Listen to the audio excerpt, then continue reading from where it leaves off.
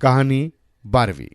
एक बार फिर सभी तैयारियां पूरी होने पर शुभ मुहूर्त में राजा भोज ने जैसे ही उस सिंहासन पर बैठने के लिए कदम बढ़ाया, तभी 12वीं पुतली ने राजा भोज को विक्रमादित्य से संबंधित एक कहानी सुनाई और पूछा, यदि आपके अंदर ऐसी प्रतिभा, ऐसे गुण हैं, तभी आप इस सिंहासन पर बैठ सकते हैं।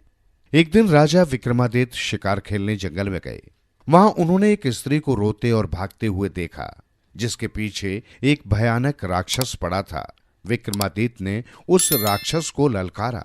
विक्रमादित्य की ललकार सुनकर राक्षस ने भयानक अट्टहास किया और उनकी ओर झपटा। विक्रमादित्य सचेत थे, अतः उसके वार को संभाल लिया और दोनों में युद्ध होने लगा। कुछ देर पश्चात मौका देखकर उन्होंने राक्षस के ऊपर अपनी तलवार से एक भरपूर वार किया, जिससे उसकी गर्दन धड़ से अलग हो गई। राजा ने चैन की सांस भी नहीं ली थी कि कटी हुई गर्दन फिर से राक्षस के धड़ से आ जुड़ी। इतना ही नहीं, जमीन पर गिरे उसके खून से एक अन्य राक्षस भी उत्पन्न हो गया। महाराजा विक्रमादित्य एक साथ दोनों राक्षसों से युद्ध करने लगे। दूसरे राक्षस को दबोचकर उन्होंने उसके शरीर के सभी अंग काट डाले। बड़ी ही दर्दनाक चीखों के साथ उसका अंत हो गया। अपने साथी की दुर्दशा देख दूसरा राक्षस मैदान छोड़कर भाग निकला। फिर उस युवती के पास पहुंचकर अपना परिचय देते हुए महाराजा विक्रमादित्य ने उससे उसके और उस राक्षस के विषय में पूछा, तो युवती ने बताया कि वो सिंहल द्वीप के एक ब्राह्मण की पुत्री है। एक दिन वो अपनी सखियों के साथ तालाब में स्नान कर रही थी। तभी इस राक्षस ने जल में छिपकर उसका अपहरण कर लिया और वन में लाकर उसे जबरदस्ती विवाह के लिए धमकाने लगा। लेकिन मैं इस राक्षस से विवाह नहीं करना चाहती।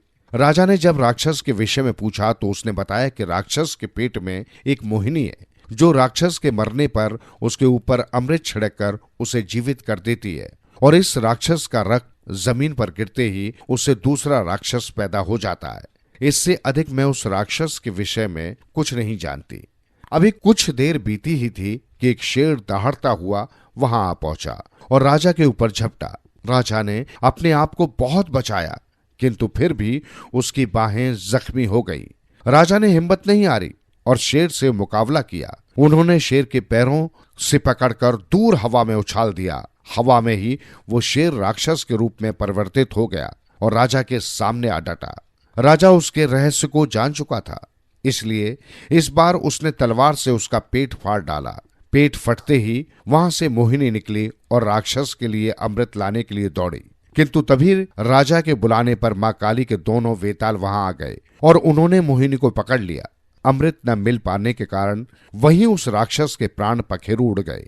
राजा के पूछने पर मोहिनी ने बताया कि वो भगवान शंकर की गणिका थी। एक बार क्रोधित होकर उन्होंने उसे मोहिनी बना दिया और राक्षस को दे दिया। हे राजन, आपने इस राक्षस को मार डाला है, अतः आज से मैं आपकी सेवा में रहूंगी। राजा मोहिनी को अपने राज्य में ले आए और उससे विवाह कर लिया। ब्राह्मण कन्या को ससम्मान उसके परिवार को सौंप दिया।